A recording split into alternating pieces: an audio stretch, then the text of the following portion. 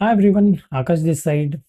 So ह्या व्हिडिओमध्ये आपण डेव्हऑप्सचा वर्कफ्लो कसा असतो किंवा ॲज अ डेव्हलपर ज्यावेळेस आपण एखादा कोड लिहितो, तो code right from your local machine प्रोडक्शनमध्ये कसा जातो त्याचा एक सिम्पलसा वर्कफ्लो डिस्कस करणार आहोत.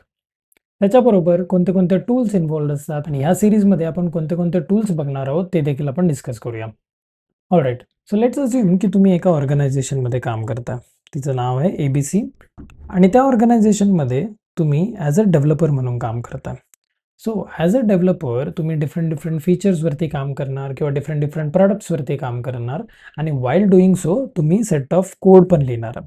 आता हा लिहिलेला कोड तुमच्या लोकल मशीनवरच नाही ठेवू शकत. सो प्रत्येक ऑर्गनायझेशनमध्ये एक सोर्स कोड मॅनेजमेंट नावाची गोष्ट असते. आता ही सोर्स कोड मॅनेजमेंट सिस्टम म्हणा किंवा व्हर्जन कंट्रोल सिस्टम म्हणा, ह्या सगळे जे टूल्स किंवा फ्रेमवर्क आहेत ते यूज होतात तुमचा कोड मॅनेज आणि मेंटेन करण्यासाठी. सो प्रत्येक ऑर्गनायझेशनमध्ये इधर गिटहब, गेट, गिटलॅब किंवा बिटबकेट ह्यासारखे टूल्स असतात. सो ज्यावेळेस तुम्ही एखादा कोड लिहिता, तो लिहून झालेला कोड किंवा ज्यावेळेस तुम्ही तो कोड लोकली टेस्ट करता, टेस्ट करून झाल्यानंतर तुम्ही तो पुश करता गिटहबमध्ये. That is your version control tool. At this particular moment as a developer तुमचं पार्शियल काम झालेलं आहे. दॅट मीन्स तुमच्या साईडून तुम्ही बेसिक टेस्टिंग केली आणि तो कोड तुम्ही गिटहबमध्ये पुश केलेला. आता ह्या पॉईंटपासून चालू होतो डेव्हऑप्सचा खेळ. त्याच्यामध्ये first and foremost important tool किंवा फ्रेमवर्क आहे तो जेनकिन्स. तुम्ही कित्येकदा ऐकलं असेल की CI/CD टूल म्हणा, बिल्ड अँड डिप्लॉय टूल म्हणा. तर जेनकिन्स त्या सगळ्या गोष्टी करतो. म्हणजे काय, CI/CD म्हणजे काय की कंटिन्युअस इंटिग्रेशन, कंटिन्युअस डिप्लॉयमेंट. म्हणजे ज्यावेळेस तुम्ही एखादा कोड लिहिता, तो कोड गिटहबमधून पुल करून नंतर त्या कोडचं कंपायलेशन करून, टेस्टिंग करून, त्याची एखादी डॉकर इमेज बनवून किंवा डॉकर रेपॉझिटरीमध्ये पुश करून ते एंड एन्व्हायरमेंटमध्ये कसं डिप्लॉय करायचं ह्या सगळ्या गोष्टी जेनकिन्स करतो. ॲट दिस मोमेंट तुम्ही जो लिहिलेला कोड आहे तो तुम्ही गिटहबमध्ये टाकला. त्याच्यानंतर जेनकिन्स काय करतो की जो तुम्ही गिटहबमध्ये पुश केलेला कोड आहे तो पहिला पुल करतो. हा पुल केलेला कोड फर्स्ट तो कंपाईल करतो. हा कंपाईल कशासाठी करतो, तर कधी-कधी काय होतं की डेव्हलपर्सने कमिट केलेल्या कोडमध्ये काही ना काही इश्यूज असतात. तर ते इश्यूज चेक करण्यासाठी पहिला कोड कंपाईल होतो. कंपाईल केल्यानंतर एक बेसिक सॅनिटी टेस्टिंग पण होते. ती सुद्धा आपण जेनकिन्सने करू शकतो. आता ह्या सगळ्या गोष्टी कशा होणार आहेत, कशा होतात, let's not talk about that. एक फक्त फ्लो अंडरस्टँड करूया. ओके, तर आपलं झालं कोड कंपायलेशन केलं, नंतर मग टेस्टिंग झाली. टेस्टिंग केल्यानंतर एक डॉकर इमेज नावाची गोष्ट क्रिएट होते. आता डॉकर हा एक टूल आहे जो कंटेनरायझेशनचं काम करतो. आता कंटेनरायझेशन काय असतं, काय नसतं ते आपण पुढच्या व्हिडिओजमध्ये बघूया. पण एक सिम्पलचं जर एक्झाम्पल द्यायचं झालं, तर एखादी गोष्ट कुठल्याही एन्व्हायरमेंटमध्ये किंवा कुठल्याही ऑपरेटिंग सिस्टममध्ये जर तुम्हाला चालवायची असेल, तर डॉकर हा एक हेल्पफुल टूल आहे. कधी-कधी काय होतं, की काही गोष्टी एकाच्या मशीनमध्ये चालतात किंवा काही गोष्टी दुसऱ्याच्या मशीनमध्ये चालत नाहीत. पण डॉकर हा टूल एक कॉमन प्लॅटफॉर्म बनवून देतो प्रत्येक ॲप्लिकेशनसाठी, सो दॅट ती तुमच्या ऑपरेटिंग सिस्टमवर पण चालेल आणि दुसऱ्याच्या ऑपरेटिंग सिस्टमवर पण चालेल. सो टेस्टिंग केल्यानंतर पहिला क्रिएट होते डॉकर इमेज. त्याच्यानंतर आपण एक डॉकर रेपॉझिटरी नावाची गोष्ट असते, त्याच्यामध्ये ती डॉकर इमेज पुश करतो. ओके, आता डॉकर रिपॉझिटरी म्हणजे काय? तर डॉकर रिपॉझिटरी म्हणजे वेअरहाऊससारखं कन्सिडर करू शकता, की Amazonमधून ज्यावेळेस आपण एखादी गोष्ट ऑर्डर करतो, त्यावेळेस एक वेअरहाऊस असतं, जिकडे सगळ्या गोष्टी येतात आणि त्या सगळ्या गोष्टी तिकडून नंतर एंड कस्टमरला डिलिव्हर होतात. सिमिलरली ज्यावेळेस एखादी डॉकर इमेज क्रिएट होते, त्यावेळेस आपण पुश करतो डॉकर रेपॉझिटरीमध्ये, जिथे फक्त तुमच्याच प्रोजेक्टची नाही, बट बाकीच्या सगळ्या प्रोजेक्ट्स विदिन युअर ऑर्गनायझेशन, म्हणजे तुमच्या ऑर्गनायझेशनमध्ये समजा 10 प्रोजेक्ट असतील, तर त्या 10 प्रोजेक्टच्या डॉकर इमेज आपण पुश करतो डॉकर रेपॉझिटरीमध्ये. डॉकर रिपॉझिटरीमध्ये पुश केलं की नंतर आपण ज्या पण सर्व्हरवरती आपल्याला डिप्लॉय करायच्या त्या गोष्टी तिकडे जाऊन ह्या कॉमन डॉकर रेपॉझिटरीमधून त्या गोष्टी पुल करू शकतो. मग जी शेवटची स्टेप उरली त्याच्यामध्ये आपण काय करतो की ज्या एन्व्हायरमेंटवरती, आता इथे तुम्हाला दिसेल की डेव्ह एन्व्हायरमेंट आहे, टेस्ट एन्व्हायरमेंट आहे आणि प्रोडक्शन एन्व्हायरमेंट आहे. तर एक गोष्ट लक्षात घ्या की ज्यावेळेस तुम्ही एखाद्या ऑर्गनायझेशनमध्ये काम करता, त्यावेळेस फक्त एकच एन्व्हायरमेंट नसतं, म्हणजे एकच सर्व्हर नसतो, तिकडे मल्टिपल सर्व्हर्स असतात.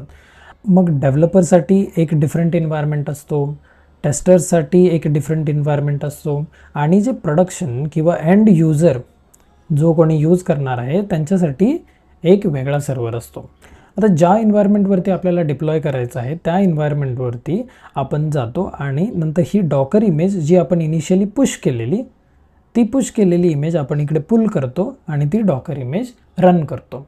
ॲट दिस पर्टिक्युलर पॉईंट तुमचा entire software deployment cycle complete होतो. आता तुम्ही म्हणाल की आकाश डेव्हऑप्समध्ये फक्त एवढंच येतं का? तर नाही, डेव्हऑप्समधला हा एक पार्ट झाला. ह्याच्या व्यतिरिक्त डिफरंट टूल्स आहेत, फ्रेमवर्क आहेत, ते पण आपण ह्या सिरीजमध्ये बघणार आहोत.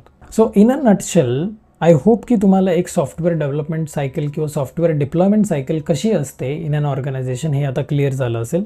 जर तुम्हाला याच्यामध्ये काही एक डाऊट असेल तुम्ही कमेंट करू शकता and I try to answer those questions.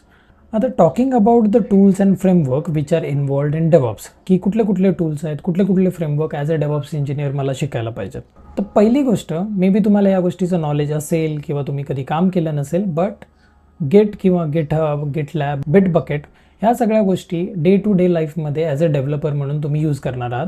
He same गोष्ट तुम्हाला डेव्हऑप्समध्ये पण लागणार आहे. ह्याच्यानंतर आलं कंटिन्युअस इंटिग्रेशन किंवा कंटिन्युअस डिलिव्हरी. आपण एक जेनकिन्सचं एक्झाम्पल बघितलं ज्याच्यामध्ये जेनकिन्स कोड पुल करतो, नंतर कंपाईल करतो, मग टेस्ट करतो, पॅकेज करतो आणि मग डिप्लॉय करतो.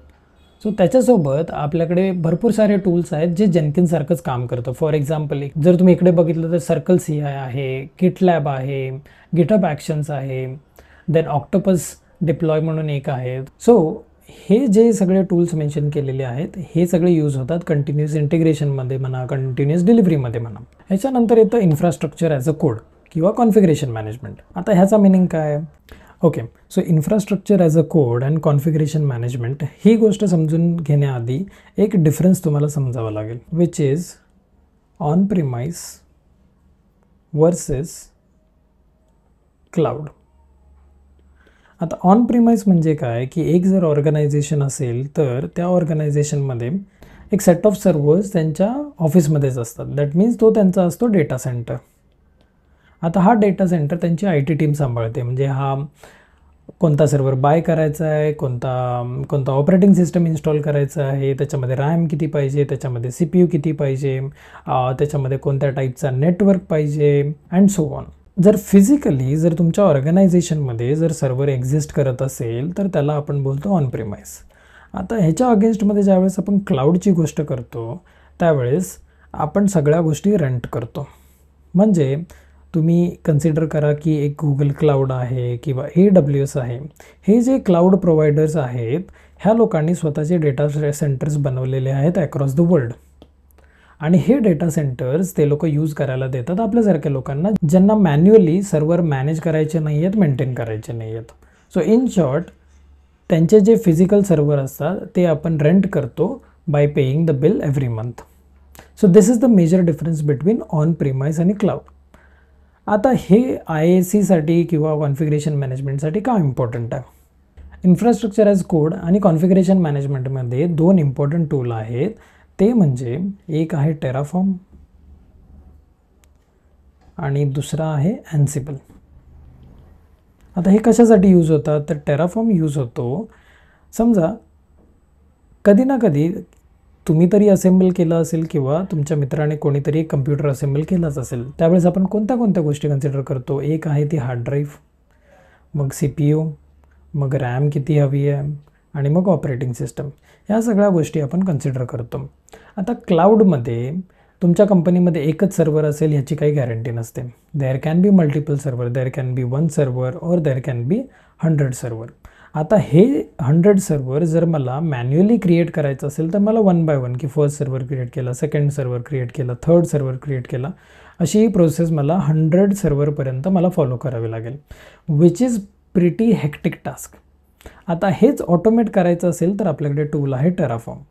टेराफॉर्म हा टूल यूज करून तुम्ही हे 100 सर्व्हर तुम्ही easily within couple of seconds create करू शकता.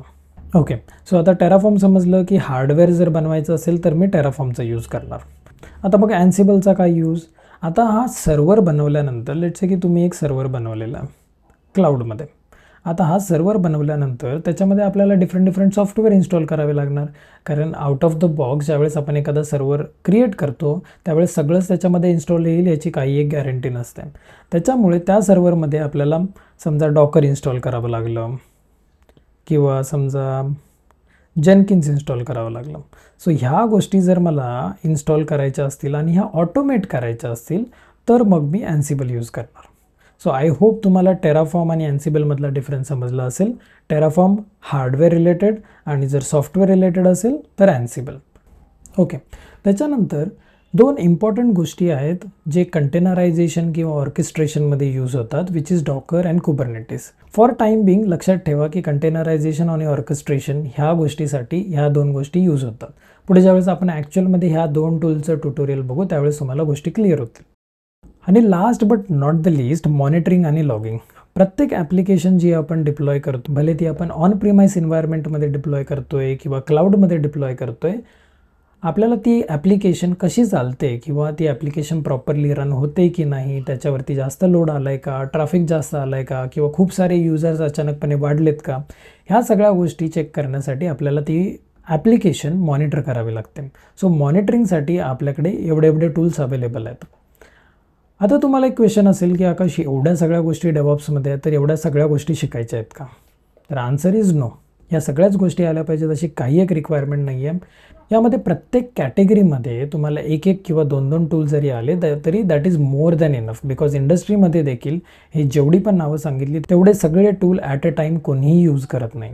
ह्याच्यातले थोडेफार टूल मॉनिटरिंगमधले यूज करतील, थोडेफार टूल IAC किंवा कॉन्फिगरेशन मॅनेजमेंटमधले यूज करतील. सो काही एक टेन्शन घेऊ नका, बिकॉज ह्या सगळ्या गोष्टी एकसाथ करण्याची काही एक गरज नाही आहे. So this was all about DevOps workflow आणि कोणते टूल्स इन्वॉल्ड असतील.